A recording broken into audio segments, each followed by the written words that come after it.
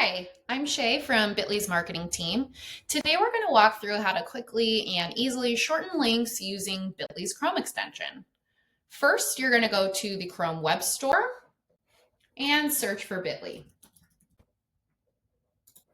Click Add to Chrome and add extension. The Bitly icon will then appear in your toolbar. You'll click that and log in with your Bitly account. If you don't have one, you can sign up for free.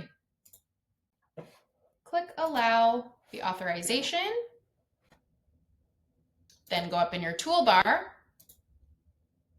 click the Bitly icon, and then find your group.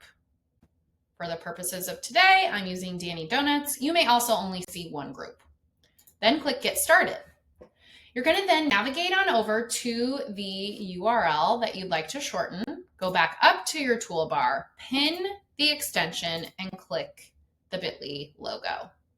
You'll see my custom domain here that I have set up, as well as the destination URL of the link I want to shorten. You then click Create Link.